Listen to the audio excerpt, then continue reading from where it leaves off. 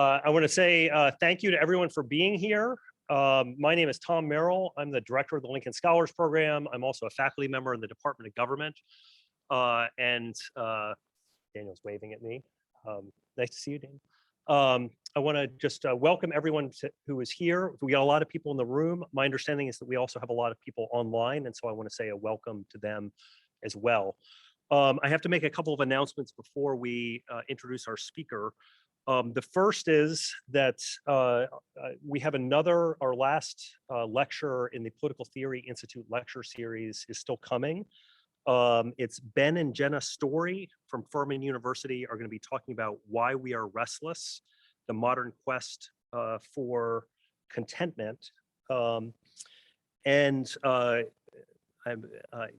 to remember, I believe it's, which day is it, Gabe? We think it's December 2nd, but it's online, so you can go and find it. It should be a great talk. It's based on the book that they just wrote, which is a Tocquevillian meditation on our contemporary condition. That's going to be in conversation with my colleague, Alan Levine. I also have to thank a couple of people for helping out tonight. I need to thank Mackenzie and Charles Leggett, who have been doing the behind the scenes to get this together. I also need to thank a special friend of the Lincoln Scholars Program, who is Dean Vicki Wilkins, without whose support, both financial, but maybe more importantly, emotional and moral, has really made this program possible. And so can I just ask our audience to give Dean Wilkins, who's here, a round of applause. I could say more, but I'm going to leave it for another time. I also want to say, so we are going to be taking questions from the audience here. We only have one microphone, so you're going to have to speak loudly when we get there. We are also set up to take questions from the online audience. And so the program coordinator for Lincoln Scholars, Gabe Whitbread, will be taking questions from online and be reading them out. So I believe it's through the Q&A feature. Is that right, Gabe? So if you have questions as we go, you should start putting them in the chat, in the Q&A feature, as soon as you think of them. So this is the annual Lincoln Scholars Lecture that we have every fall. We've had several now. And just to remind you, Lincoln Scholars is a program that focuses on liberal education for freshmen and sophomores at American University. We think that an education involves reading difficult books, morally complicated books, with people that you disagree with in respectful conversation. That's what we think that the core of a university education is about. Our speaker tonight is somebody who's been a real activist and a public voice on issues of liberal education. So Dr. Anika Prather is a faculty member at Howard University. She's been a prominent advocate for a great books education for African-American students, as well as all students. She's been published in USA Today, in The Point magazine. She's been quoted in the New York Times. She was a very active public voice in the battle to save the classics department at Howard University. She's the author of Living in the Constellation of the Canon, the lived experiences of African-American students reading great books literature. I hope I got that right. She holds degrees from Howard University, from University of Maryland, and from St. John's College, Annapolis. She's also the founder of a K-12 charter school, the Living Water School, here in Maryland.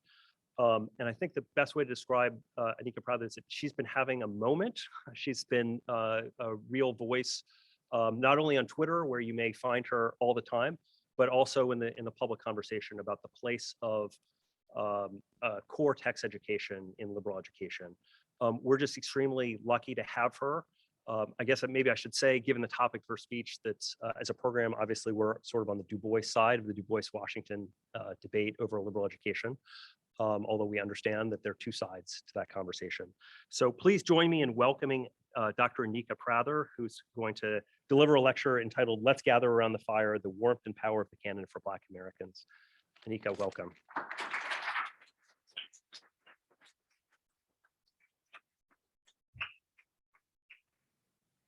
Since you all are far from me, I'm going to take this off. Whew. Thank you so much. I'm so glad to be here. I just want to make a quick correction since this is going out to everywhere is that my school is actually not a charter school.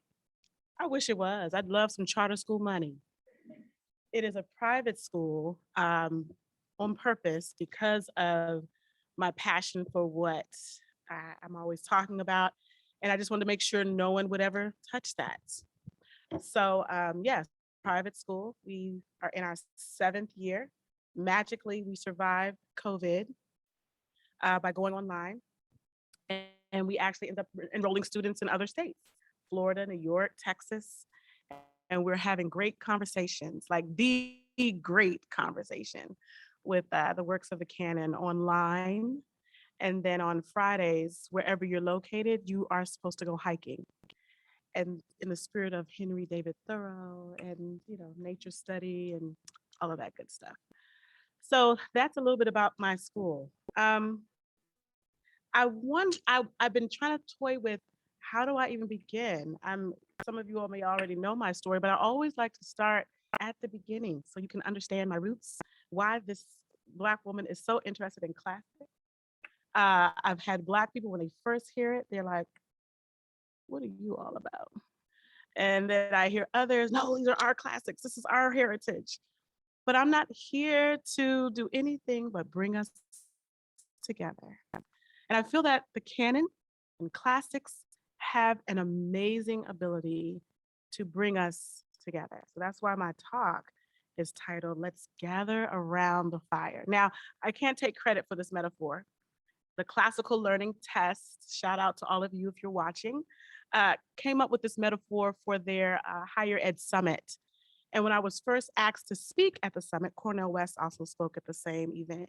At first I was like, what am I gonna do? How do I make classics about fire? And so many people could do different things. You can talk about ignites a fire in you, but I want us to feel warm and cozy. I am not a person who likes to argue. I will share my opinion, but my husband will tell you I really like peace. I like everyone to just get along, just no meanness, just be kind to each other. If we can agree to disagree. And so I found that the canon and classics kind of help as this buffer to have really difficult conversations. The other reason why I like it as a metaphor of gathering around the fire, that warm and cozy feeling you get when you gather around the fire is it is a shared heritage. I'm so excited that it's easy for me to prove this. Like, this is not just something I'm just saying, hey, we can make it work. But historically, in the documentation, the canon is our shared heritage.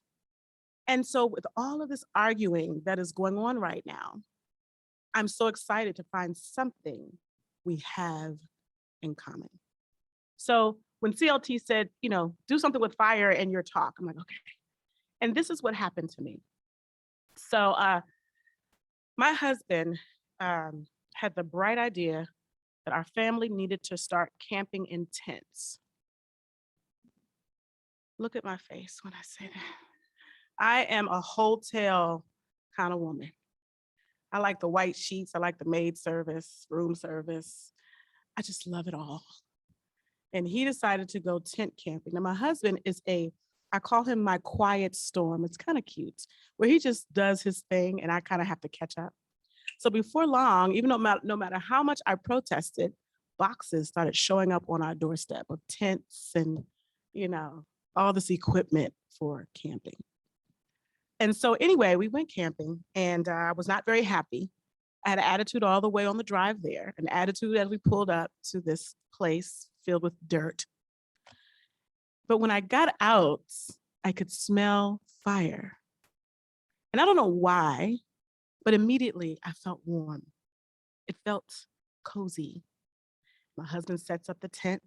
Baby, you don't have to do anything. He was so afraid that if I did anything, I would I'm never doing this again, So he said, I'll take care of it all. Just be comfortable. Just sit there on the chair.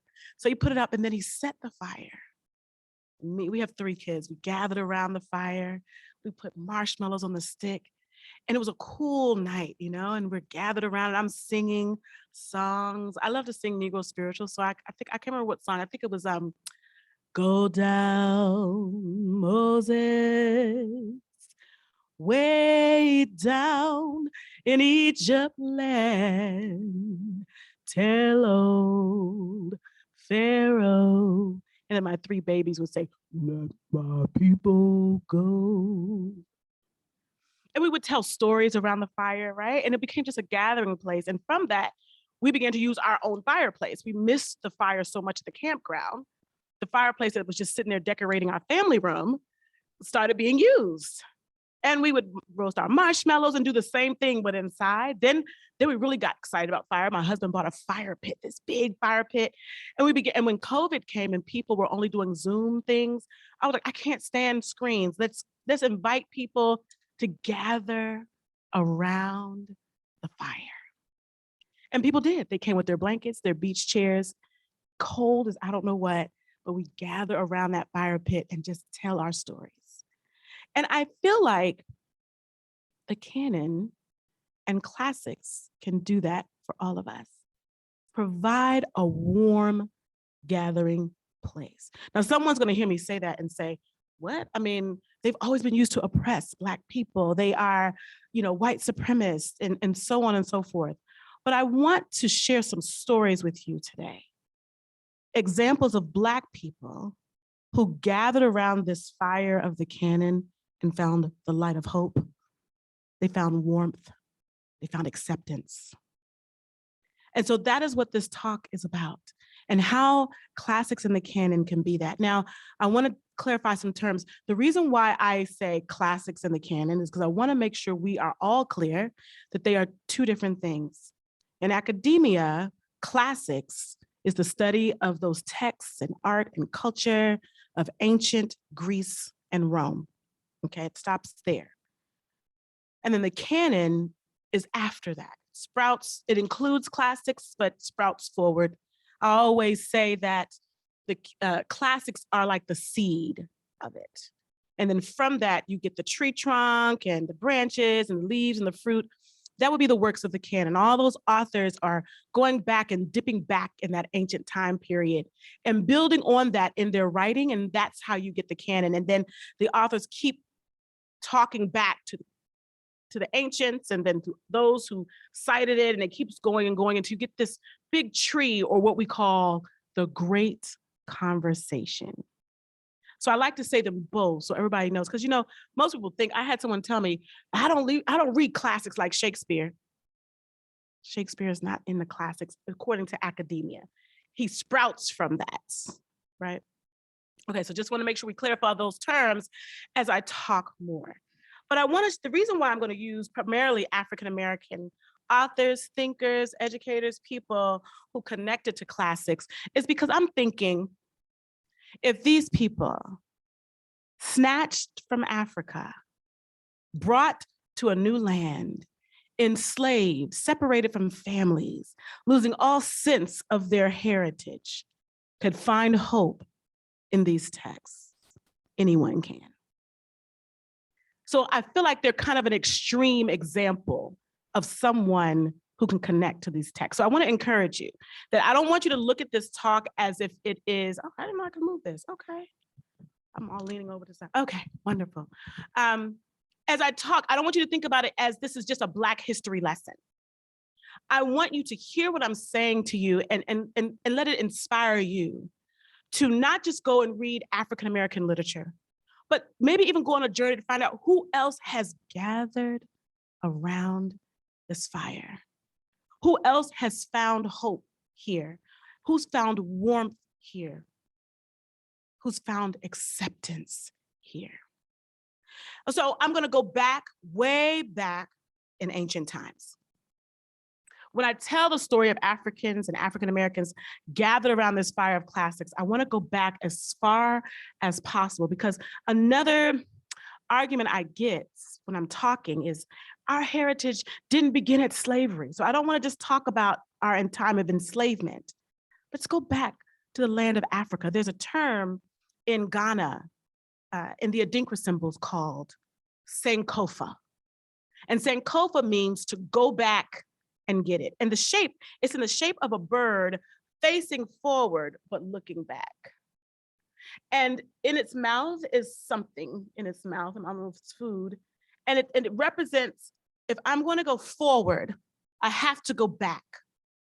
But a lot of times when people talk about Sankofa, they're thinking about going back, you know, to get their heritage just from Africa, the continent. But as I tell my students at Howard, we are worldwide. We were explorers. We were playwrights. We were great philosophers and thinkers. So when we talk about go back and get it, we want to go back to Africa, yes. We want to go back. I want to go back to my ancestors that came here to be enslaved, absolutely. But I want to go way back to when worlds intersected and knowledge was shared and people from every continent came together sharing their wisdom. And they wrote about it and they talked about it. And what I see in the ancient authors is this reference. They referenced ancient Africa. They would say, oh, Euclid would say, I got this wisdom from the Egyptians. Well, one ancient African I want to talk about was Terence the African.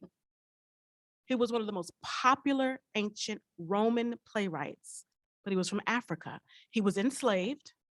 His master educated him classically. He became fluent in Latin, and from there began to write plays. And he was so popular. He found himself in the royal court, entertaining people. Now, he wrote a lot of plays, but only about, I want to say 6 or 7 have been saved. My favorite is The Girl from Andros, or Andrea. And his plays touched everyone that were around him, okay? But then his plays were so good because they said he had the most beautiful example of written Latin out. So his plays were actually used in some of the early colonial schools for teaching Latin. This is an African person. This is an example of connection, coming around the fire, right? Here is this African, probably from Ethiopia, who knew Latin, who knew the Greek tragedies. And he would model his plays, taking bits and pieces from Greek plays to recreate his own style of plays. But his were comedies, and they were so funny. Please read them. But everyone gathered around these plays. So that's Terence the African. And I can imagine being an enslaved man, taken from everything you know, finding this education and this way to speak this language that these foreign people who now hold your freedom can understand you, can understand your story. I can find my place. Now, some people struggle with that. They say, well, we don't want to support assimilationism. I'm not talking about that. I'm very cautious about the African Americans I choose to talk about. Because there were a lot of Black people that read classics. It was pretty pervasive in our heritage. But there's kind of like different tracks of people, right? And so I'm talking about those who read it, number one, for survival, for hope, for just trying to navigate their way here, but still never forgetting who they were, where they've come from. So we're going to talk about those. So that's Terence the African, right? And he finds his way all the way up into the colonial period. Matter of fact, Phyllis Wheatley, she was an enslaved woman too. And she found hope in the plays of Terence. She could read his plays. She knew he was from Ethiopia. And she could say, oh, he was like me. Even though it was many hundreds of years later. He was like me. He understands what I went through. And so we have Terence the African. And so Phyllis Wheatley, too, was taken from Africa. They think Gambia at around somewhere between 7 and 10 years old. Her real name is not even Phyllis, but she was named after the ship that brought her here. And she was taken, I think, to Boston, purchased by the family of John Wheatley to be the wife's servant. And they immediately noticed there was something special about this child. But it's so funny. Could I just put a side note? Every time I read a story about a Black person enslaved who got into classics, and there was something special about this. They were human. and they were just trying to find their way. I think one of the things that shocks people is that we've all bought into the narrative that Africa is uncivilized, that maybe during that time, they came here, they got an education, they got more civilized, but Africa was full of literacy. How do we know this? Well, one thing we'll look at is, let's take Phyllis Wheatley, for example. When she comes here from Gambia, the first thing she's drawn to is the written word. So it wasn't that they weren't uncivilized, they just didn't know the culture. They didn't know the language. They were, you put me in French, I don't know any, I took French in high school from a teacher who did not know how to speak French. One of those, I'm not going to talk too much about it, but we listened to tapes. And all I know is Je m'appelle Anika, at the time, McKinney. That's all I knew. My name was Anika McKinney. That's all I can remember from France. But, so you place me in France, I'm going to be lost. I'm going to be frantic. Can somebody help me? I'm going to probably look uncivilized if I don't have the help. But what you see is this pattern of when an African is brought into the new country, they start looking for the literacy. So they understood that there was hope to be found in the written word. So when Phyllis Wheatley comes here from Gambia, dropped in Boston, in 18 months, she is fluent in Latin and Greek, became proficient in the classic works. Now, I used to not like Phyllis Wheatley. There's a poem she writes, and I have a very different opinion of her now, but a lot of people read her and think she is catering to those who enslaved her, that she is celebrating her enslavement as if it's a good thing. But she's actually using it as Dr. E. Ashley Hairston says, I think he's University of Tennessee. He says, no, I think he's Winston, I can't remember, but he'll say in his book, The Ebony Column, she used classics as a Trojan horse. So in her poems and things that she wrote, she was protesting her situation. She was talking about her homeland, but she was also finding hope, like the despair. Can you imagine the despair of being taken from your family as a child? And the ship, it wasn't a cruise ship. It was a slave ship, chained away from your mom who protects you and loves you, chained with all these people you don't know, crossing the ocean to a foreign land of people you've never seen who don't say anything you can understand. It was hopeless. But she found something in classics. And when she found it, she became confident. She became hopeful. She began to re-identify who she was.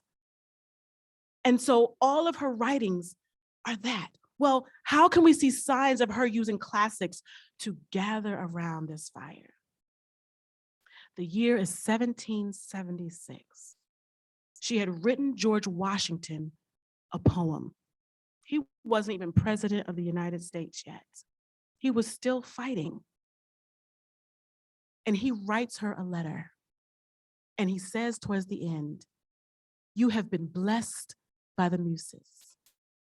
And then he signs it, "Your humble servant." That's a gathering around the fire. She used her knowledge of classics to write this poem to our first president as a way to create a bridge, as a way to say, let's draw together here.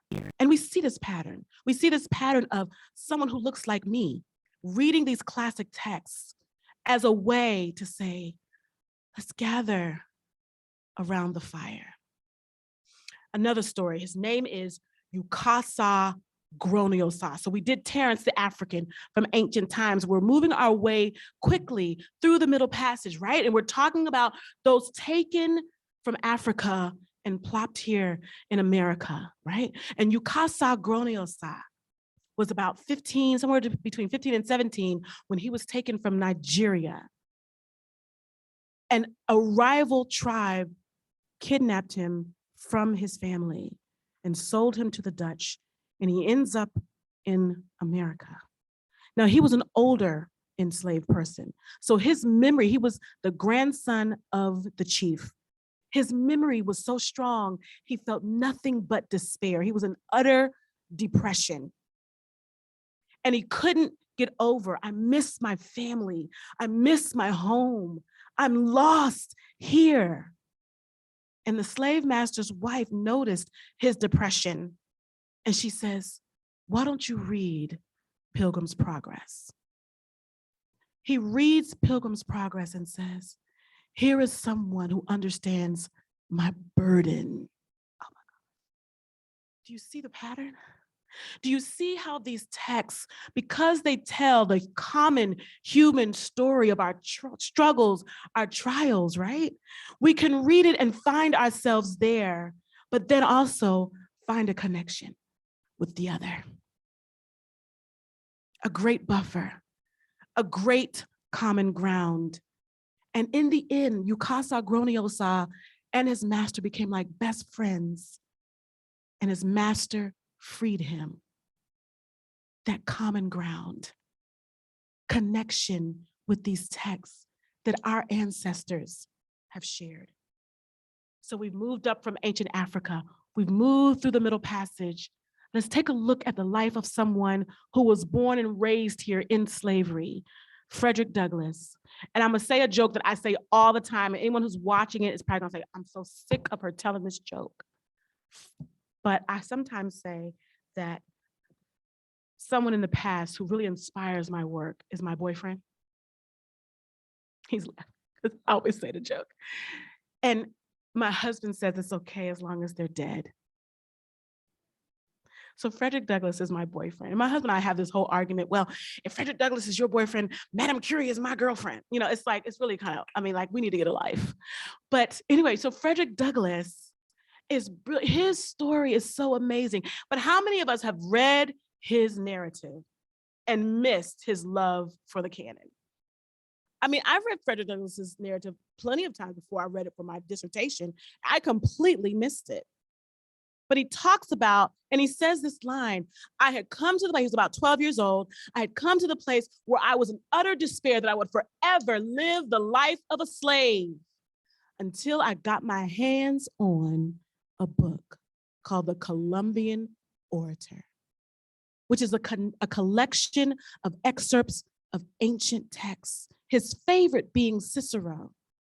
He loved Cicero because he could read the speeches of Cicero and learn rhetoric. He taught himself rhetoric as an enslaved child. So from the age of 12 to 20, because he escaped to freedom at 20, he is studying these texts in the Columbian Orator. He's studying dialogues. He's studying Cicero's speeches, and he's practicing how to speak and how he's going to use these words to convince the world or America to free their slaves. And he learns to do this by reading the speeches of Cicero. This is, again, him gathering around the fire. The one thing I love about these stories that I'm telling you, though, is that none of these people are like, I always say, you know, why didn't Frederick Douglass get free and go live up in Canada and just live happily ever after? Like, but he stayed in America. Phyllis Wheatley stayed where she was. Yukasa Groniosa stayed where they were. James Baldwin says, after all this time we've been here in America, I'm not fit to live in Africa. That's not my home. I wish it was. I'm not happy about that, right? So that's not the narrative I'm teaching. I'm not teaching we should be grateful to be here. I'm not saying that we wouldn't prefer to be. I would love to know my African roots. Even though I was born and raised in DC, my parents are from the South. I often look at my friends from different countries in Africa, and with a healthy envy, I love that they can trace their roots back to their ancestors on the continent of Africa. I can't do that, but I can't do anything about that. And I'm a Christian, so I hope it's okay if I share this verse. There's a verse that says, in whatsoever state you find yourself, be content. And that contentment is not settling for being less than. That's making the most of where you are. So when I look at my ancestors and then reading classics to learn the language of this foreign land, to figure out how they too can be invited to the fire, I am inspired by that journey. And so Frederick Douglass is inspired by this, right? He learns how to speak. He gets to freedom and becomes a great speaker and orator in the abolitionist movement, develops a friendship with Abraham Lincoln, also self-taught, but also loved the Columbian order, also read the works of the Canon. And this really odd connection develops between Abraham Lincoln and Frederick Douglass. And as a result of Abraham Lincoln consulting with Frederick Douglass, there was this moment where Frederick Douglass was able to help. I didn't say he made it happen, but he helped Abraham Lincoln come to the place of saying, let's free the slaves. We can get more Union soldiers this way. And Frederick Douglass came to be a hero for that. And they found that connection. And this is a Black man who used to be enslaved, relating to a white man that saw him as inferior. There are quotes of Abraham Lincoln definitely singing Black people as inferior. But through that relationship, Abraham Lincoln's mind began to change. And that change in his mind is what got him killed. Because when the slaves were emancipated, he also went about setting up schools, right? So that the newly freed people could gain a classical education. And so these schools were places like Howard University, Fisk University, Atlanta, which is now Clark Atlanta. And they all were rooted in the classical tradition. And all of those schools were set up by this organization that Abraham Lincoln created called the Freedmen's Bureau. It didn't end well, but it symbolizes his effort to try to fix a terrible wrong of helping our people gather around the fire, using classics as that fire to connect us to each other. And the Freedmen's Bureau was the director of it was a man by the name of General Oliver Howard, the founder of Howard University. And Howard University's classics department closed just this year, in the early part of 2021. And it had been in existence since 1867. Howard started with a classics department.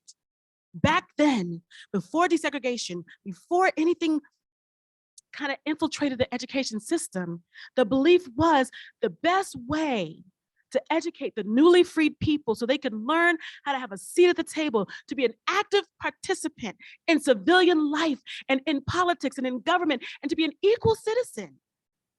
An equal education to them back then was a classical education. That was the way to gather us around that fire, to share our common stories with the stories of the past. So here we are, gathered around this fire. And there are so many others that came after. There's Anna Julia Cooper, also enslaved. She knew Frederick Douglass as well. And she came out, she was educated at 10 years old, classically in a school called St. Augustine's College in North Carolina. Back then it was St. Augustine's Normal School. And she surpassed her education so much, she became a child teacher.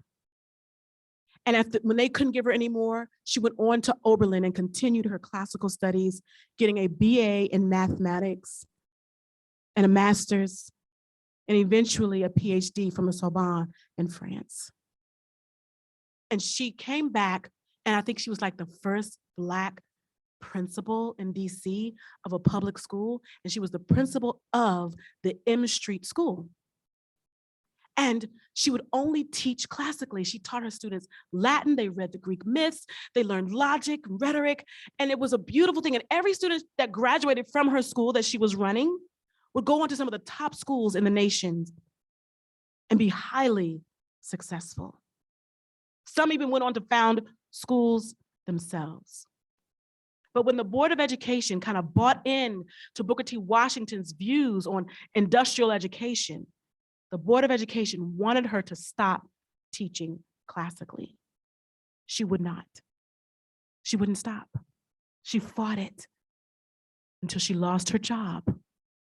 That's when she decided to go and get her PhD. She eventually came back teaching again, and they allowed her to teach Latin, but it was nowhere near the amount of classical exposure she was giving her students. And she was highly successful. She was so passionate about bringing classical education to her community that if they were too poor or homeless, she would open up her house, they would live in her house, and she would tutor them in her house at night. She felt like this was the key. Now, some of you might be listening to me and think, well, that was back then. But now here I am trying to bring this classical tradition to my community. And I see the same pattern. I see the enlightenment. I see the gathering around the fire. I see students realizing that this is my space too. I belong in this conversation. My voice matters here. Unlike what people say when we read these texts, you hear people say, well, these are oppressive, it alienates people. But when you read them and you engage in this great conversation with them and you recognize these are our shared stories, the opposite actually happens. Let me prove my point. And I'm coming to a close here. I always like to use extremes, right? So no one is unclear on where I'm coming from. And so I was so astounded when I was reading about Huey P. Newton, the co-founder of the Black Panther, right? So just to prove my point, this is not just for white people. Okay. So he was illiterate until he was 18. He taught himself to read, reading Plato's Republic. And then when he gets to the allegory of the cave, he is inspired to start the Black Panther. He said, I'm going to free all Black people. Why is it that a classic text gave him the desire to free people? But that's the pattern I see. When Frederick Douglass read classics, he wanted to be free and to free people, right? When Phyllis Wheatley read classics or works of the canon, right? She got her freedom. She wanted to be free. Something. Okay, so then here's the second part of the fire. You're gathered around the fire. You're sharing your stories around this great conversation that has stood the test of time, but then that fire comes into you. And you are ignited to do something to make society better. And you see that over and over again. Anna Julia Cooper got a classical education and decided, I'm going to infiltrate education and bring this classical education to my people so that they can have a liberated mind and know that this land belongs to them as well. They are invited to this conversation, right? Huey P. Newton reads it. He was illiterate. He learns to read. He reads the allegory of the cave and says, I'm going to free all people. And do you know he started a school? He started a school. Many people don't realize that the classical tradition was a major part of the Black Panther parties. Matter of fact, you had to be educated. They went through this training process where you had to be educated on different philosophers to even be a part of the party. This is not just a bunch of Black people with afros holding a gun. But that's the image we want to think it is. But these are people who are highly interested in the liberation and protection of Black people inspired by the works of the canon. And so this is what I mean by gathering around the fire. Here we are, right, in this room together. We all look very different, but we're here because of a common interest in these texts that the world may be saying is irrelevant to us right now. But the history tells us that there were people, oppressed people, who found them relevant. The very people that our society today is saying we need to shield them from these texts. Those ancestors said, no, give me those texts. Let me be liberated through the words in these texts. And so this is what I mean by gathering around the fire of classics. When I sat around the St. John's, we call it the Johnny table, I found an old wooden table My mom found it at a thrift store. I was like, I'm gonna need you to pick that up for me. So I have this room that looks like a Johnny room just because that's where my heart is. But I want it to be a space where we will gather around that table and we will talk. And we will read these texts that all of our ancestors have connected to. And we will feel the warmth of these texts. Du Bois says, when he reads this canon, he says, I summon Aristotle, and what soul I will. And they all come with no scorn or condescension. When Frederick Douglass and others, in this world where they were less than human, when they snuck away to their little slave cabin and by candlelight were reading these texts, they found equality. They found liberation. They found that they were actually welcomed into the human narrative.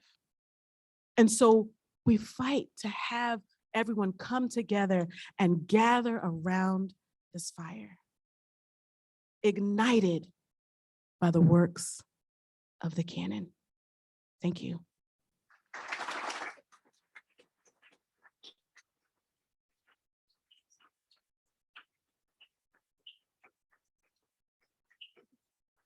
Thank you, Anika. We're going to take questions. We can take questions from the audience. If you have a question, please raise your hand. Anika, I'm going to let you, call on people. Please speak loudly since you're wearing a mask and it's hard for us to hear it. Dr. Prather is going to repeat the question for people online. And we're also going to we have some questions online that we're going to read to you in a second. So.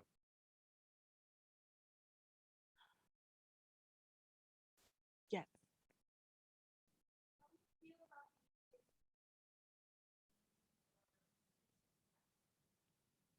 So I have a rule. Oh, that's right. Thank you.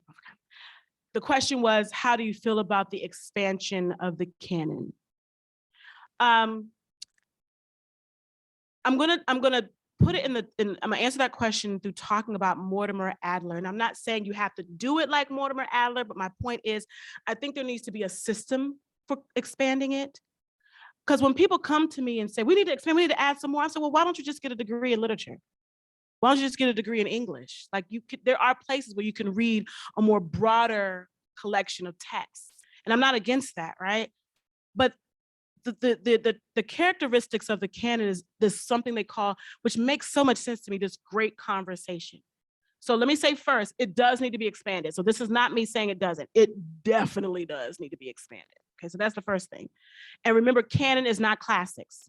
Okay, so the canon does need to be expanded. But if we were to go by Mortimer Adler's rule, we could see that maybe even those who follow Mortimer Adler are not really following his rule. The rule is that the text should reference the text that came before, so that you get a sense of a great conversation. So there are so many authors that reference the canon, and there are so many authors that not only or through themes that could definitely be included, whether they're Black,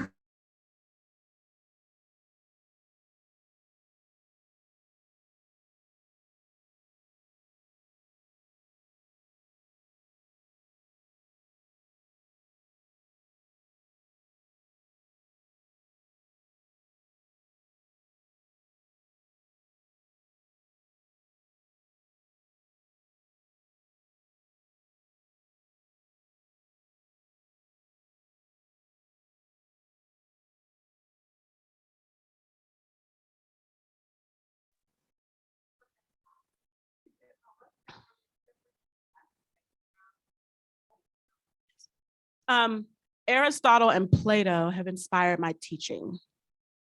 And that's a direct connection for me. Reading the dialogues of Plato by Socrates and reading the writings of Aristotle, I love the way Aristotle wonders.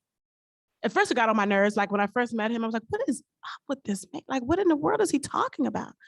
But for some reason, a light bulb went off when I read Parts of Animals, and I began to see what he was doing was he really was just focusing and concentrating and really seeking to get to know about the animal kingdom, and thus me so much. And so when I understood parts of animals, it helped me understand everything else he wrote and what he was doing.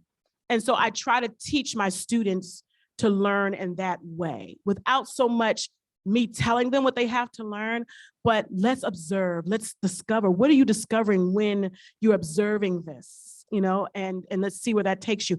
And there was an essay that we talked about before coming over here. And that's one of the things that Du Bois was talking about in his essay called Galileo Galilei, was how Galileo discovered how the earth revolves around the sun through his observation, through wondering.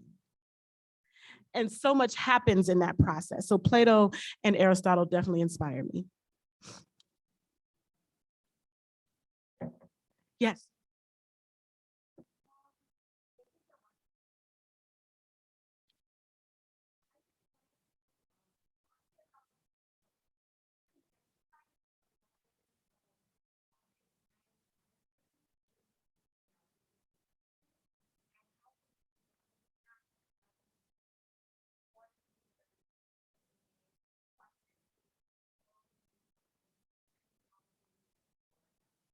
Okay. I think the short version, the short version of that question is, how do we take the writers of the past and connect it to where we are now? Because the world seems so different than back then. Is that right? Okay, good. And I don't think I repeated the question before that. I'm sorry. Yes. Okay. So I think that's going to look different for everyone. You know, we all come to a text in different ways. And I think one way we do that is through Socratic dialogue, or through engaging in civil discourse about the text, working through it. And many of you all have probably done that here. Like, I love that process of taking a text that is hard, and at first we feel like we can't connect to it. And then as you're talking through it, you become one with the text. I'm gonna give you a personal example to prove what I mean. So a person, I think Karen Swallow Pryor, I think is how you say her name, invited me to a conversation about Pride and Prejudice. Okay. And so, you know, I read Pride and Prejudice. And when I started reading it, I felt like what you're saying. I said, I don't have anything to do with these people. I don't go to balls. I'm not floating around saying, oh my gosh, I want to get married so bad. Like I didn't, you know, I could not connect to that. Just how everything was a problem. Oh my goodness, I have a hangnail. Oh my goodness. Oh, whatever will I do? Like the whole life. And then the other thing, my Black mind was like, okay, this is happening in this time period. I know there's slaves around here. Like what? So my mind just could not, I was totally resistant to the text. And then something happened. I said, I'm going to keep plowing through this text because I want to have a conversation with my friend. And this one thing happened that drew me into the text and totally changed my experience. Okay. You're going to crack up at this. So the mother has this line where she is just distraught. I'm never going to find husbands for my daughters. If your father dies, you all will be poor. And, you know, and she's just all upset and distraught. I must find a husband. You know, I'm kind of summarizing her trauma over not finding husbands for her daughter. One of her daughters refuses the man that she wants her to marry, and so on. And when I read that, I was like, oh my goodness, if that is not my mother. That was my mother. I was in my 30s, not even looking at marriage. I was working on my PhD. I was just relaxed. Even my brother, who was married at the time, was like, Mom, I'm worried Nika's not dating anybody. Like, what's going on, you know? And my mom was like praying, I'm praying God gives you a husband. I said, I don't need no more crazy people. I'm good. But long story short, she bought me a membership to eHarmony, and that was 14 years and 3 kids ago. And I met my husband in that 30-day membership. And so, but you know, the story of Pride and Prejudice made me understand my mother's heart. She drove me insane, you know, and just would not leave it alone. But she was like, and even to this day, we've been married for almost 14 years. She said, don't you forget. Okay, mommy, I know.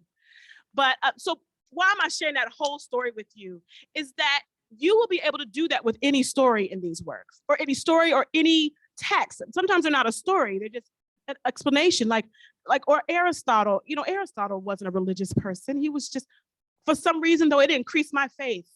I don't know why, but that was my connection to it. So everyone's going to come to the text differently. You just have to be willing to work through your own biases and issues and realize these authors, especially the older the book is, the less biased they are to where we are. That's what makes them so nice. And I think that's why Du Bois liked them so much, because he didn't feel that color line in some of the texts.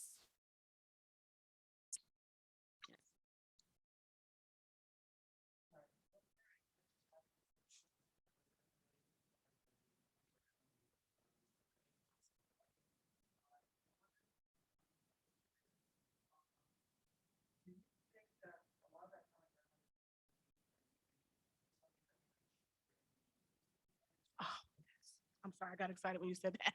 Yes, St. John's has this Eastern Classics program that I'm trying hard not to, but he asked, my dad is like, don't forget to repeat the question. Yes, your question was the same common ground that we find in the canon, the Western canon, can we find in Eastern Classics? Yes, I do believe that. I'm not an expert on the Eastern canon, but what little I have read, the Analects, I think, that's just one example.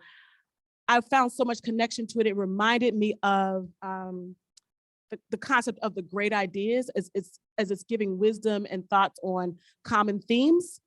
And so, yes, in that regard, I do. I do.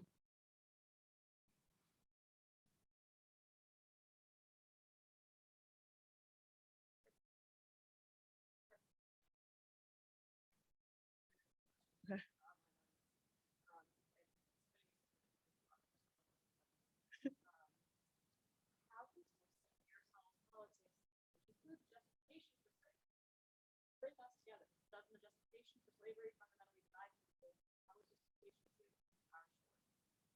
Ooh, I love this question. My son, yes, this is the question. How can texts like Aristotle's Politics, which gives a justification for slavery, draw us closer, especially as Black people, you know, who were enslaved? How can that not alienate us? Okay, so first of all, we need to first of all look at this, and I want to be really careful because I don't want people to get upset, is that the concept of slavery is not new or unique to Black people. Like, everybody enslaved each other. This is what humanity has done.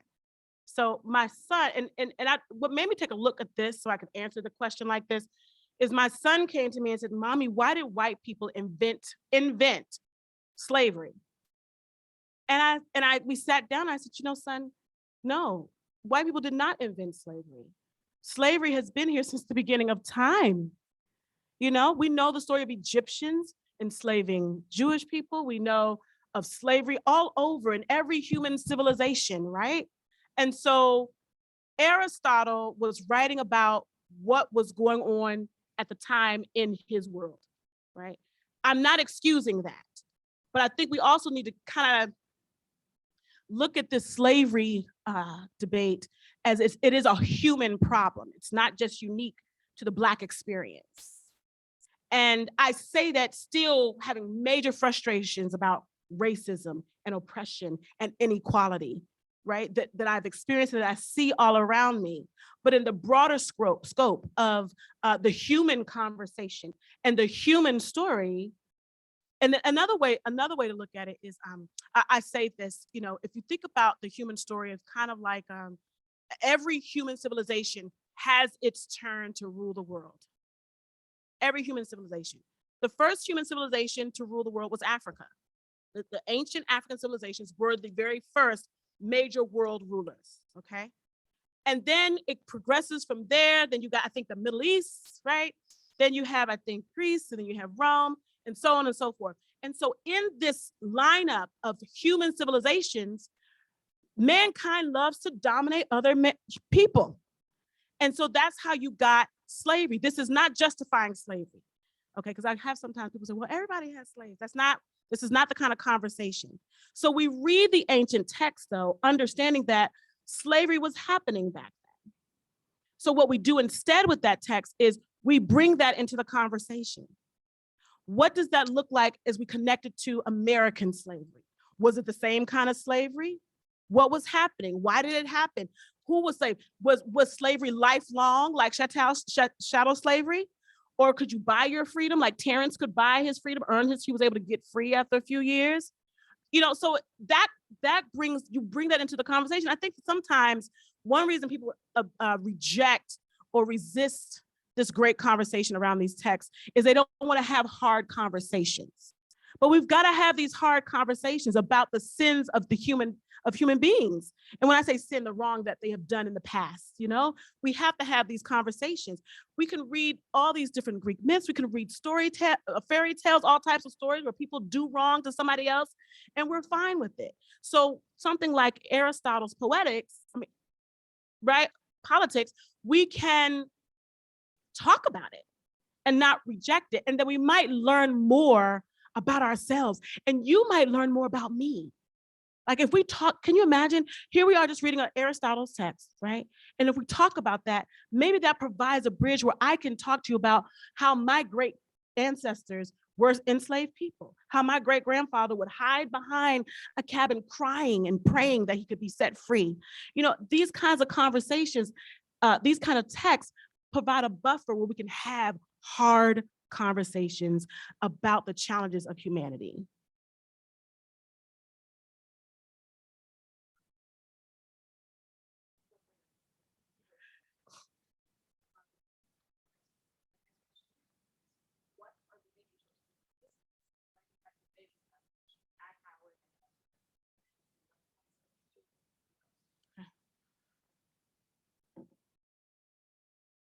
I'm going to say it.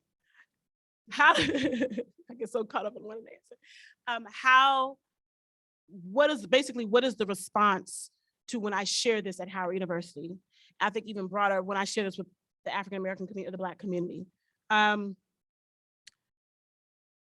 start with my class. When people first sign up with my class, they think it's just required to fulfill a general requirement, a humanities requirement at Howard. And there is resistance when they come in because I ask the question, why are you here? Well, I'm just taking this to satisfy my GE credit, or whatever, general ed credit. I didn't like classics, but this is the only thing I could take. And then what I do a longer, more expanded version of what my talk was today is I take them on a journey from ancient Africa. We study ancient African civilizations. I like to build that first because a lot of times the study of the canon or the classics it starts without looking at people of color and their connection to it. And so the issue with it, the reason we're in this fight is because of how it has been taught. So because I'm at Howard, I start off with ancient African civilizations. We spent almost the first month studying ancient African civilizations. Why? Because at the intersection, as we come to the end of that, we read a text by Herodotus, I think it's book 5, where he talks about the great kingdom of Ethiopia. And we learn about the ancient Ethiopians, the ancient Egyptians. And it's so important because this, again, is that intersection. They're seeing that the ancient Africans were a part of classics. It doesn't matter how it was taught to you in high school or even in your college. Ancient Africa is a part of classics. And so is the Middle East. The Middle East is a part of classics. The Quran talks about one of the falls of Rome. And so my point with that is, so when I focus on people of color and their intersection with classics, it tears down the walls pretty well, and it allows them to look at the text with new eyes. And then after we've established that, then we move on with reading, and they can read them now, realizing these are about me. This is for me.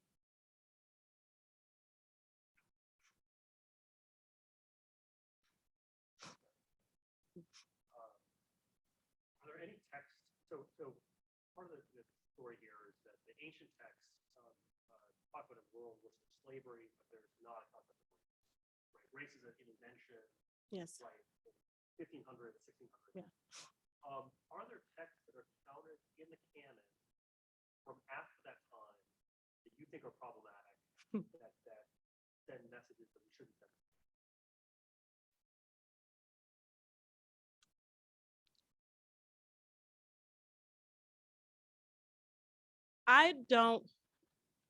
Okay. Let me just say this. My favorite area is classics, the books of ancient Greece and Rome. And the reason why is because I don't feel that at all. I don't feel a color line. I don't feel like they're writing racially. I don't feel like they're intentionally leaving my story out. I feel very much like I'm around the fire there. I feel very welcome there. And I've found that when I read like Frederick Douglass or Du Bois or Anna Julia Cooper and most of the early freed people who were reading classics, they felt very much at home in classics, not the canon, but in classics. And I feel that. Somewhere along the lines of just, I would even include the early medieval period too, in that place where I feel at home through St. Augustine or whatever. But after that, it's not so much an explicit problematic wording, but two things happen. It feels like the story is being written intentionally, or the text sometimes feel like there is people of color are invisible, and you know they're there. You know they're around. You know they're somewhere hanging out somewhere. And so I like it, and I'm very honest about that. Even though the story doesn't say anything racially offensive, but you can feel the absence of me or people of color there. Almost as if we're not important, our voice isn't important. And I liken it to, this is the image I have. My students were at a class and was taught by a white person, and she was talking about, it was a Latin lesson, and the Latin lesson went along the line, the Latin phrase was antebellum, before the war. So that was antebellum. And the teacher goes on to say, oh, we use the word antebellum too. Antebellum was a time of great chivalry. People were so polite. They were ball gowns, and everyone was it was such a beautiful time, beautiful homes. And she's just describing the antebellum period. And so a lot of times the literature describes a beautiful time, but I know some pain is going on there. And that is what is problematic when I leave the classics time period. Okay. But then I'm able to read them. I work through that. I understand the time they're in, and I can still appreciate the story as I connect it to my story or the stories of others.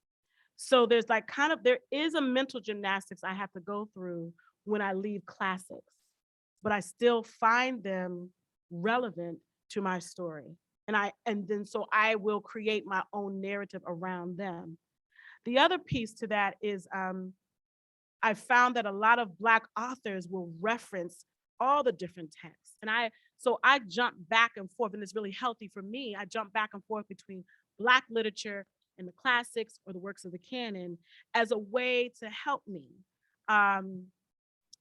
work through that and to make meaning of it for myself.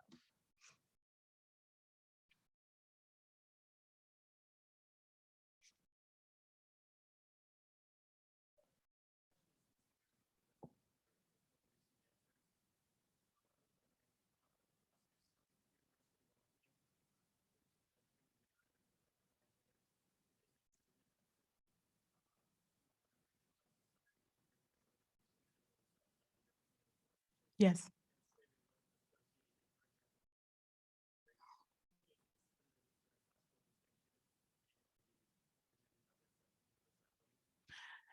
So you're asking, are classics more universal because of that absence of the race line or the color line that we have now?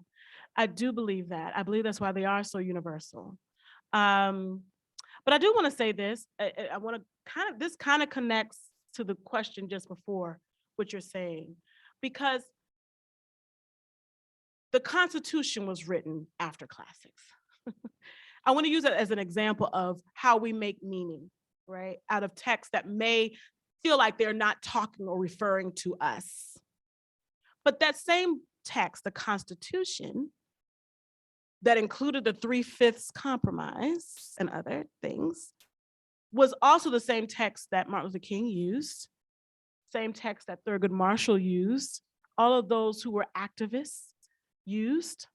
They were able to find meaning there, even though they knew this text was not written with me in mind.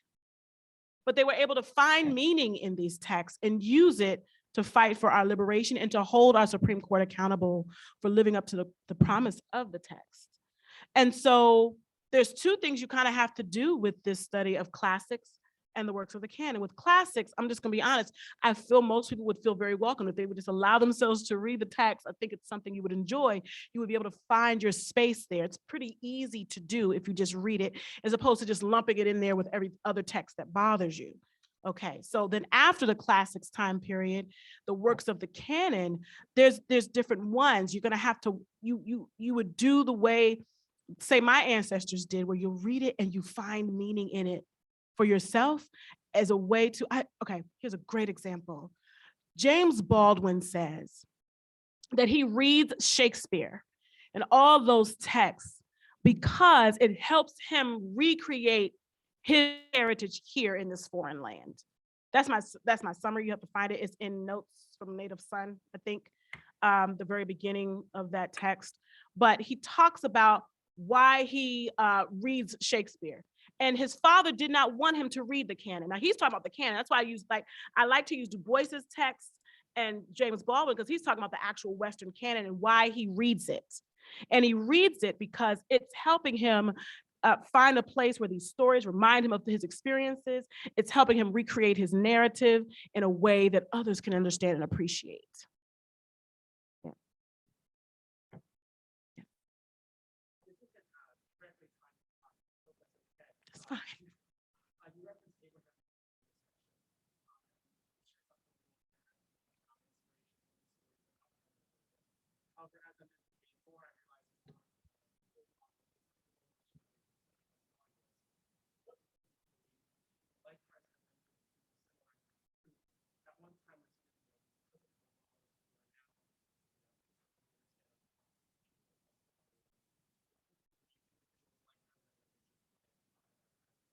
Well, that's a great question. What role do controversial figures like Abraham Lincoln play in today's society? I love that question. I think he should be in the canon, so your question is appropriate. He is an example of someone who allowed himself to go through an evolution. So for me, I'm one of the others. I started out thinking I wasn't impressed with Abraham Lincoln at all until recently. And I became impressed with him because I'm able to read and see how he went from being pretty racist. He really felt Black people were he definitely felt we were inferior. He starts out saying things like, if I could save the United States without freeing the slaves, I would. He goes from that to, wanting to give school, and doing things to show that he wanted to put forth some effort to change his ways on race relations. He was at the very beginning of that when he was assassinated, so he never really gotten a chance to come into his own. He never got a chance to really redeem himself. He was assassinated before that all fully played out. So I think for us, the role he plays, if people would really study him, is you learn that it's okay to let go of some of the things you thought were true and to not be afraid to change your heart. Mm-hmm. Yes. So something I've just heard about great books is I'm sure you're aware, as we more aware of our past and there's sort of there's a white. You don't want to think about that, and some that is circumstances actually work its way into sort of a weird option of great books as a place for white people to kind of recede back into and feel, we don't want to worry about complex race relations or anything, anything makes us feel bad or whatever. Let's just worry about as you said, the antebellum time when everything was nice. So I guess I wanted to ask, in the teaching of great books, how can we avoid those pitfalls and things, specifically, how can we avoid those sort of? The question is, I'm getting in a rhythm now with repeating this question. How do we not allow the study of classics or the works of the canon make us retreat from having hard conversations, especially about race? It is, well, what I'm about to say is probably maybe hard because not a lot of Black people or people of color are as interested in this body of knowledge. We're working on it. But if you could bring diverse voices into the conversation, that's the first thing. The second thing I want to say is, even though I talk a lot about Mortimer Adler, there's a huge flaw in the whole concept of the great books, that there are voices that are not included that should be. Lots of people of color, lots of women, so many voices that should be added to the conversation. So I have this rule where one of the books I love to use as a resource is called the Norton Anthology of African American Lit, put together by Henry Louis Gates. And in it, he includes different Black texts, but all the footnotes show where they're referencing any works of the canon. And you can find what phrases that Black person was referencing and what book, what page. Like, it's really a wonderful resource. And I'm sharing that with you because even if you don't have physical Black or people of color voices in your circle of discussing texts, bring the literature. So what you would do is maybe you're reading one text, maybe you're reading, okay, I'm gonna give you a good example. Martin Luther King's, okay, rewind.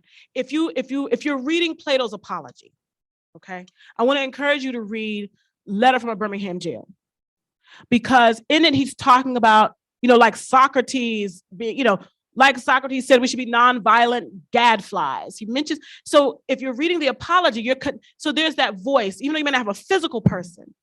Because what these texts, I get excited when I just think about it. What these texts have been doing over the centuries is inviting conversation.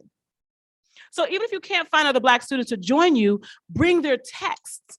So you read, and so that's what I would do. That's what I do now is I'll read a non-Black text or work of the canon. And when I see it's referencing or connects to a Black text, okay, y'all, we're gonna read this now. A perfect example, another good example is when I was reading Raisin in the Sun with my students, there's a line in it where Benita's boyfriend gets irritated at Walter, because Walter is so arrogant. No one can, you may not have seen the play, but he's about to make a big mess in his family. And Benita's boyfriend, I can't remember what his name was, but Benita's boyfriend gets so angry, he storms out, but he turns to Walter and he says, "Good night, Prometheus," and he leaves. Right? That's the only reference. Well, why did he call the man Prometheus? Well, we're gonna have to read Prometheus Bound. And so we read Raisin in the Sun, and that took us to reading Prometheus Bound. And so we can see, well, why did Lorraine Hansberry include this Greek tragedy in this play about Black people wanting to integrate a neighborhood? But that creates that conversation. And you can do that with any text. It doesn't have to always be Black text. You can, any text you feel even connects to the theme of that text, bring it into the discussion.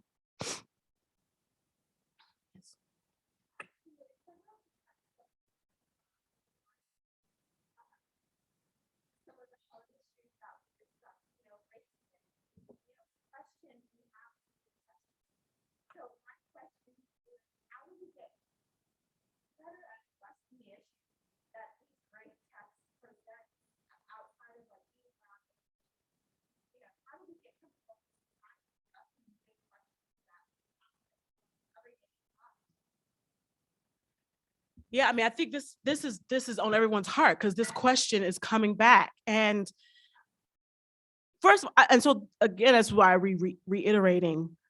There's a couple of things, and these are going to seem really physical. Like, and if anybody's listening to me out there or wherever, and you're a high school teacher or a K-12 teacher, in any way, these are even physical things you can do. And again, I know I keep talking about St. John's. I can't help it. That sitting around in a circle is everything. I mean, we cannot underestimate the power of sitting in a circle, right? The way we gather around the fire. You see that? Yes. Okay. So, we sit around that circle together and we share a text and we talk about it, and every voice and perspective is worth listening to. It is very hard to just start cold with these difficult conversations, right? But when you present a text that you all have to read together and draw your meaning from it, and you start with this question, and you're not allowed to go off the rails and talk about what your grandmother did down the street. You have to stay and only talk about the text. It provides a real soft way of getting at some of these big human questions. And so that's one of the things that's big to me. It's actually in the last chapter of my dissertation that I feel that racial healing can come through Socratic dialogue around the canon and the works of classics. Like, it seemed at the time I wrote it, I felt silly, but it's what I feel. And I think it's because what my journey was, how it created a bridge for me, a source of healing. And so I feel like that can be transferred over to others. I mean, I would just love in a perfect world that these Socratic dialogues around these ancient texts are just happening all over the world, just randomly. And people are coming together, and people are not coming together to protect our Western heritage. That's not what I'm talking about. I want to protect our human narrative, right? And we talk about it, and we recognize it's okay to disagree, but we're having civil discourse about it.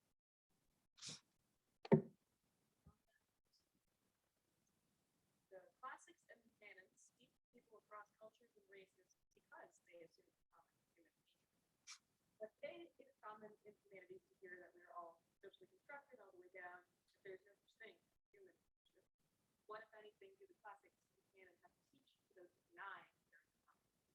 Oh gosh, that's a hard one.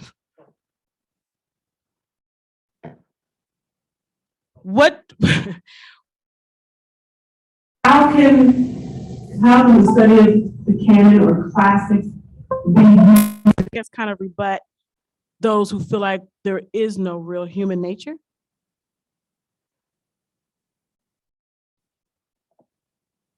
Talk about why you say there is no human nature. Like, to talk about it. Like, I think, this is a new question for me, because that's really odd to wrap my mind around. But now that I'm thinking about it, I think that there should be a discussion about that. Like, what text, what philosopher has made you feel? philosopher me, so I'm not gonna act like I know about it. I thought you were gonna say, How do we use these texts for those who say there is no race? There's only the human race, because that comes. a similar concept. I think these texts are not. I think if that came up, it would be good to maybe have a conversation around the texts that support that thinking, and everyone read it. My dad is famous for reading what people write that don't agree with what he believes. And I love that about him, because I have seen him engage in discussion with people. My mom says, why does he keep talking to these people? But he will talk to anyone and listen, because it's important to understand how people come to believe what they believe. So I think the danger with discussion and talking about these texts is that you want to use it to convince someone to believe what you believe. I don't think that's the purpose. And I'm so glad you asked that, because that needs to be shared. I'm not saying that we read these texts to convince people to agree with you. I say we read it and discuss it to create a bridge where we can actually just have a conversation, whether we agree or disagree, and some type of bridge is created and some type of understanding of our human stories happens. And so I think someone coming like that, it will be a place for discussion that, well, could you give me the philosophy that you got that from? And on that note, this is related, but it's a different concept. Dr. Morrell follows me on Twitter. I had to ban the word CRT from my page, because it just saying it and thinking about it, I wasn't even trying to promote it. I was just, anyway. But my point is, as soon as I just said it, conversation just stopped. Like, it was, people were saying mean things. It was just, no one was listening to each other. People weren't able to engage in just conversation. Like, and I really want the space to say, want a space where we can say, this is what CRT is, this is what I understand it to be. Well, this is what I understand it to be. Well, how did you come up to that? And we're just having a conversation and listening, and we're willing to learn from each other, because I might be wrong. And so when it comes to our personal human philosophies, religions, beliefs, thoughts on race, we have to be okay with someone not agreeing with you. So a lot of times when we are talking about race, as a Black person, a conversation about race if you say exactly what I want you to say. and that's not civil discourse. So two things have to happen in civil discourse. Number one, I have to be able to tell you my story and you receive it and accept it. You don't have to agree with it, but you have to listen, and then you have to tell me your story and why you have your thoughts on race and so on and so forth. And I have to listen and accept it. And this exchange happens.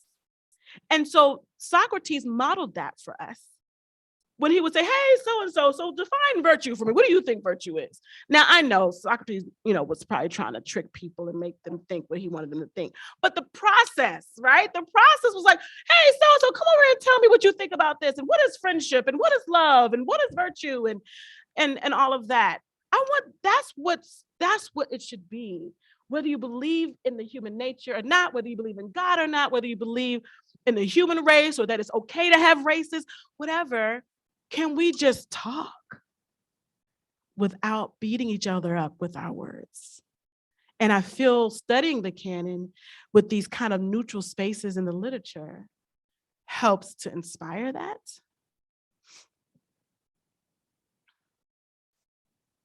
Yes.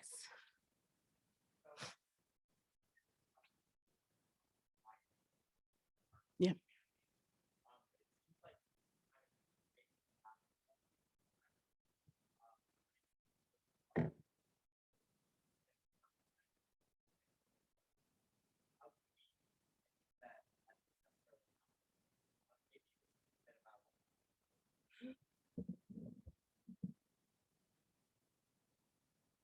I'm pausing because, question is, how do we keep our institutions from feeling like it's more important to fund STEM programs, science programs, more than the liberal arts or more than humanities, that they get equal emphasis and that doesn't come under attack where we lose our funding in different institutions? Is that correct?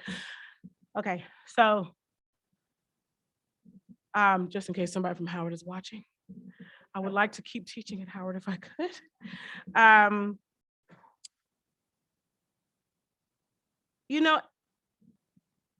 When the classics department closed, the same, or when they made the announcement they were going to, I got a couple of emails that same week that they were funding a new program in hip hop studies. And then the next email was they were funding a new program in something to do with the STEM. It's a program in the STEM. I didn't have any problem with that, but it revealed to me where the emphasis was. And I honestly feel that the only way we're going to cause, and so there's a trend though, Howard is not alone. Lots of universities are closing their humanities or lessening the requirements of the humanities and liberal arts programs. This is a trend. Howard is following a trend. And others were doing it before Howard decided to. Those who are in this field, we as a collective are going to have to do a better job of showing how it is important and relevant to everyone. So typically, cater to non-Black families. I know students who've gone to the schools, they don't feel welcomed. In our current time, I know of classical schools that won't even celebrate Martin Luther King's birthday. So there's no honoring of diversity in these spaces.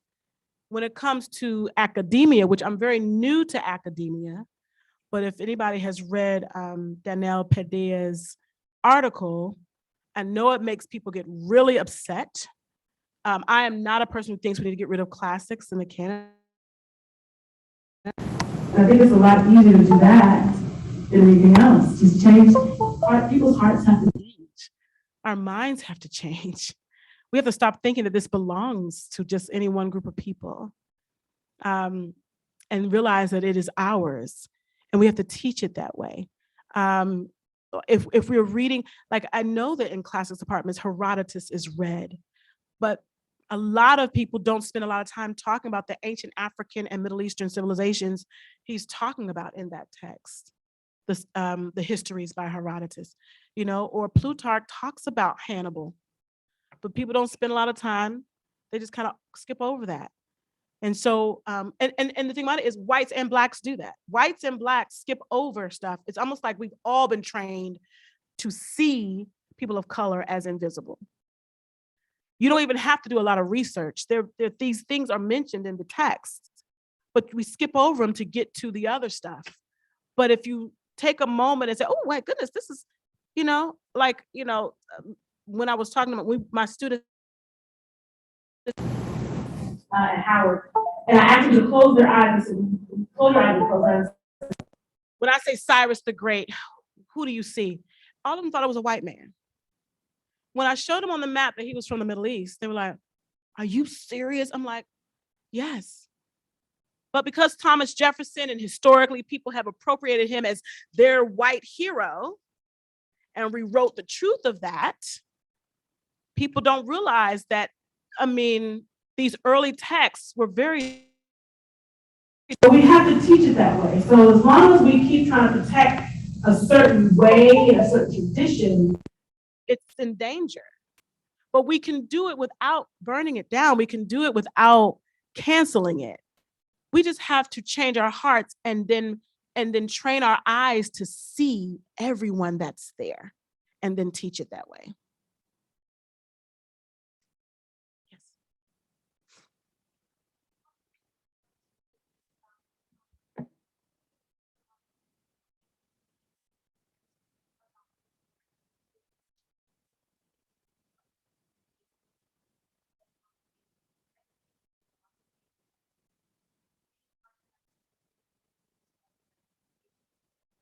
Yes. Charlotte Mason calls these texts living books. I love that. And she has a philosophy. She said she steers clear. She's not that big of a fan of reading the children's versions of things, but reading them in small excerpts. Basically, you're just giving them, like a mommy bird would give little bits and pieces of food to the baby birds until they can eat the big chunk of food. That in K-12 or in the elementary level, giving them the great text in small bites till their minds get used to how that writing works. So my school, okay, so the question was, tell more about my school and how we can teach children to read the canon and classics. And my answer to teaching them is do the original text, but in small bites and talk about it. Okay, my school was founded it'll be almost 7 years ago. And it's a very unique school. It is half classical and half free, half kind of unschooling, Sudbury. The kids vote and make all the decisions and everything. And it's designed in a more open way because my oldest son is very much a free spirit. And he told me pretty early on that through his nonverbal way that traditional school was going to be a problem for us. And I did not want to have him go into traditional school, get scarred by the experience, and then I have to kind of go through a healing process. So being in education for so long, I knew that I had to start a school or homeschool or whatever. We decided to start a school as we began to find other families that wanted something similar. And so we spend half of our day, doing math, reading, writing classics, Latin, and all of that. And then the other half of the week, We are doing nature study, they're painting, they're doing martial arts, they're following their own interests and just following their passions. And what I've done with, I kind of have it in tiers, and this is interesting. If you get them younger, it is so much easier to teach them to do it pretty quickly. If you get them in late elementary, middle school, there's a whole process.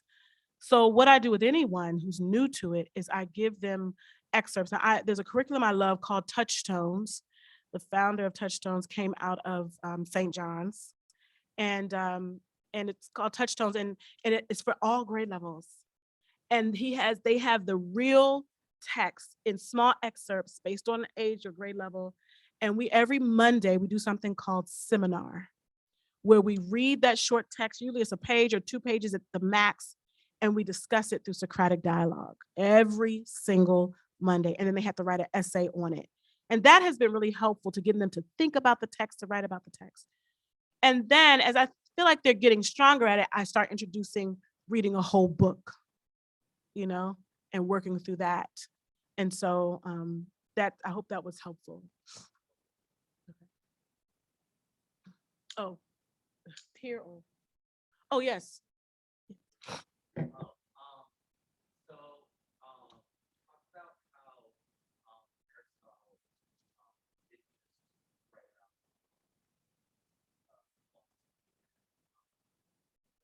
and he also had a curiosity for life and animals. So how might, for example, someone must be teaching that incorporate that kind of classical philosophy there.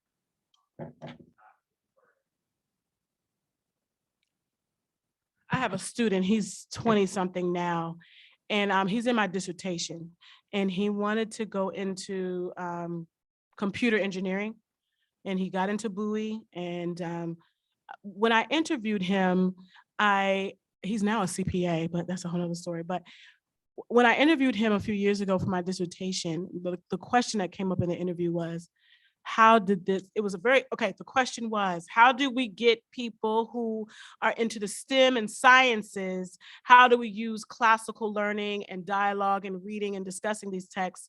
How do we use that in teaching STEM and the sciences? Okay. And so I don't think it's any different. This is kind of connected to the discussion we were having before we came. Are the sciences and discussing the humanities any different?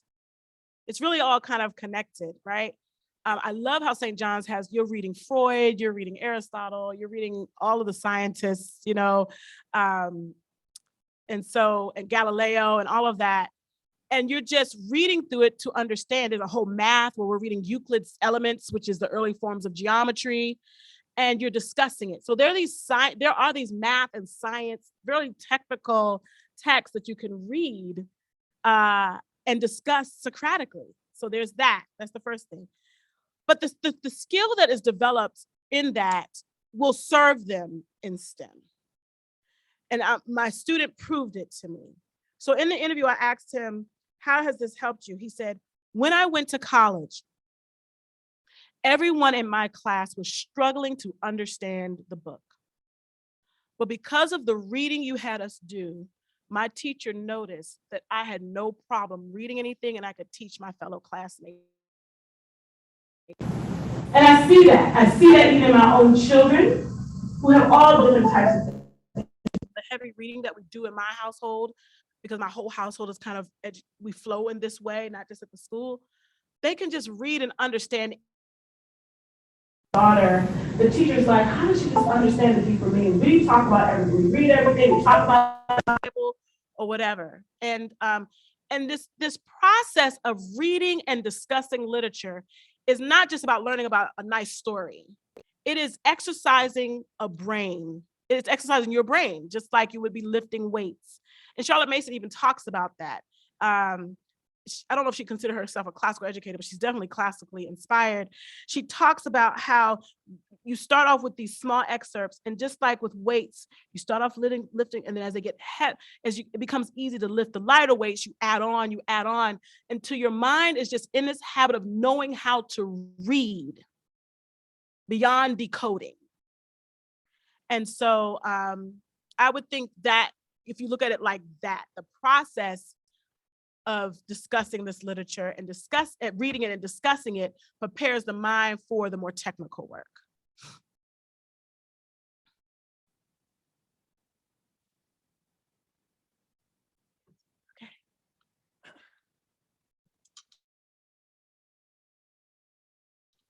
I think we need to let Dr. Prather off the hook. She's been going for a long time here. Dr. Prather, you gave us a gift tonight, and I just want you to.